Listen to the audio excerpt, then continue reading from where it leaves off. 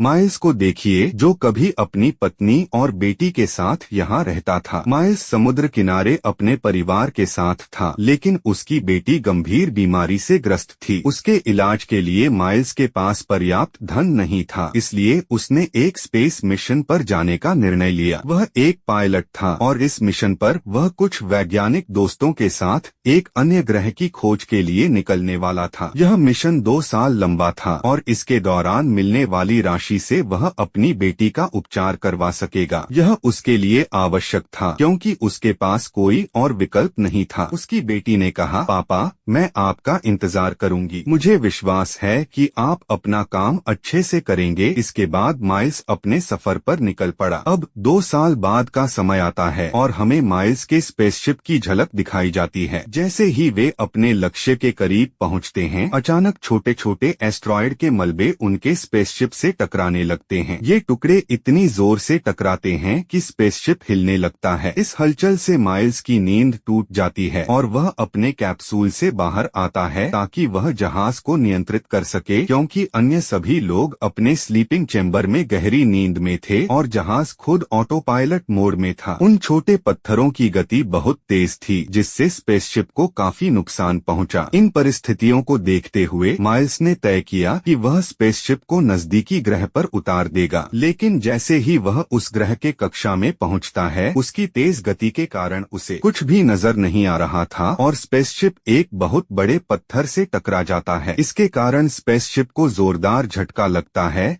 जिससे सभी चेंबर्स नष्ट हो जाते हैं। सब कुछ तबाह हो चुका था, यहाँ तक कि माइल्स की स्थिति भी बहुत गंभीर थी। इसके बाद वह यह देखने के लिए बाहर आता है कि क्या कोई जीवित बचा है, लेकिन जब वह बाहर निकलता है तो उसे पता चलता है कि सभी चेंबर्स बर्बाद हो चुके हैं और अंदर के लोग मर चुके हैं। लेकिन एक अच्छी बात यह थी कि यह ग्रह मानव जीवन के लिए उपयुक्त था, क्योंकि यहाँ पीने का पानी, खाने के लिए पत्ते और सांस लेने के लिए ऑक्सीजन उपलब्ध था। लेकिन उसे यह नहीं पता था कि अगर इस ग्रह पर जीवन है तो यहाँ अन्य खतरनाक जीव भी हो सकते हैं। जिस ग्रह पर माइल्स उतरा था वह कोई और जगह नहीं बल्कि 65 मिलियन साल पहले की पृथ्वी थी, जब इंसान यहाँ नहीं थे और केवल बड़ी बड़ी दानवों का शासन था। इसके बाद माइल्स अपने कार्यालय में जानकारी देता है और जो कुछ भी उसके साथ हुआ था उसे साझा करता है। उसे याद आता है कि उनकी स्पेसशिप में 2 छोटी इमरजेंसी स्पेसशिप भी थीं, लेकिन उसे नहीं पता था कि वे कहाँ गिरी थीं, क्योंकि स्पेसशिप मजबूत थी,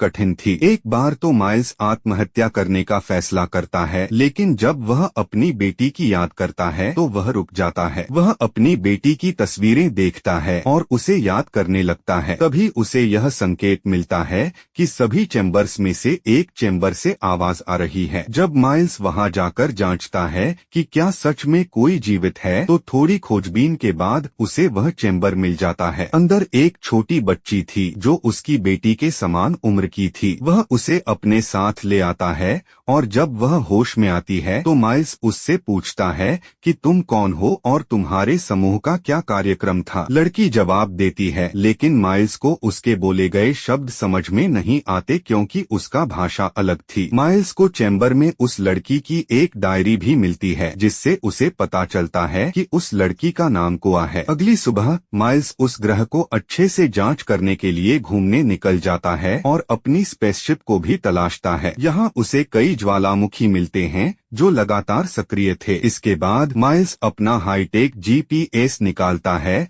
जो किसी भी चीज को खोज निकालने में मदद करता है। इससे माइल्स को पता चल जाता है कि उसका छोटा स्पेसशिप यहाँ से 15 किलोमीटर दूर एक पहाड़ पर दुर्घटनाग्रस्त हुआ था। आगे देखने के लिए जब माइल्स झांकता है तो एक छोटे डायनासोर का बच्चा उस पर हमला कर देता है, लेकिन माइल्स की किस्मत अच्छी थी कि उसके पास एक इलेक्ट्रिक गन थी। उसने उस डायनासोर के बच्चे को दूर कर दिया और उसे मारकर अपनी जान बचाई। फिर वह उस लड़की के पास लौट आता है और उसे सब कुछ बताता है, साथ ही कहता है कि हमें जल्दी से ब्रिज का रास्ता पार करना होगा ताकि हम यहाँ से निकल सकें। माइल्स की बात सुनकर कोआ उसे बताती है कि हम जिन चेंबर्स में आए थे उनमें मेरा माता पिता भी वहाँ थे और उनके बिना मैं कहीं नहीं जा सकी। लेकिन माइल्स को यह ज्ञात था कि सभी चेंबर्स बर्बाद हो चुके हैं। वह उस बच्चे को यह नहीं बताता सकता, पर उसे समझाने की कोशिश करता है, लेकिन कोवा उसकी बात सुनने के लिए तैयार नहीं थी। इसलिए माइल्स झूठ बोल देता है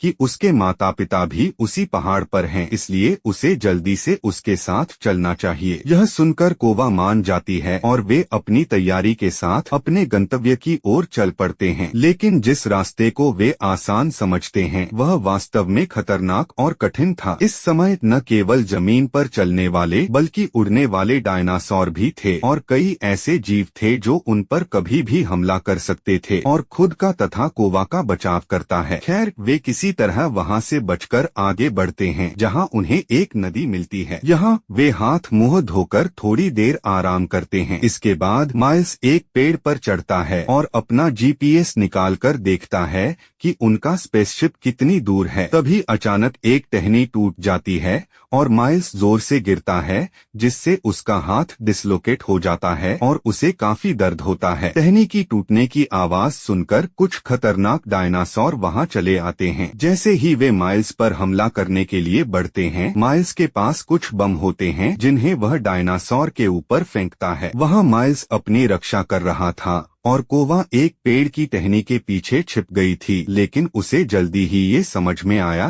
कि वह गलत जगह पर है, क्योंकि यह तो उड़ने वाले जीवों का स्थान था। इसलिए वह यहाँ से भागने लगी, लेकिन इस दौड़ में आवाज पैदा हो गई और एक उड़ने वाले डायनासोर ने उसे देख लिया। वह धीरे धीरे उसकी ओर बढ़ने लगा। कोवा बहुत डर गई थी, क्योंकि अब उसके पास बचने का कोई तरीका नहीं था और डायनासोर काफी करीब आ गया। अचानक वो डायनासोर उसके कपड़ों को पकड़ लेता है और उसे खींचने लगता है। माइल्स ने यह सब देखा और तुरंत उस डायनासोर का पीछा कर लिया, फिर उसे गोली मारकर कोवा की जान बचा ली। इस घटना से कोवा बहुत डर गई थी, इसलिए माइल्स ने उसे अपनी पीठ पर उठाया और पहाड़ की दिशा में चलने लगा। उसे अपनी बेटी की याद आ गई, जिसे उसने 2 साल पहले अपने ग्रह पर छोड़ दिया था। चलते चलते रात हो गई और रात में चलना खतरनाक हो सकता था, इसलिए उन्होंने एक गुफा में रात बिताने का फैसला किया। यहाँ माइल्स ने फिर से अपना जीपीएस चेक किया ताकि जान सके कि उनका स्पेसशिप कितनी दूर है, लेकिन जो जानकारी उसे मिली उसे सुनकर वह चौंक गया, क्योंकि जो एस्टेरॉयड के टुकड़े माइल्स के स्पेसशिप से टकराए थे वे अब पृथ्वी पर गिरने वाले थे। इससे सभी डायनासोर और पृथ्वी पर मौजूद सभी जीव मारे जाएंगे। उसने यह सब समझ लिया और कोवा को भी इस बारे में बताया। अगला पार्ट देखने के लिए हमारे चैनल को सब्सक्राइब करें।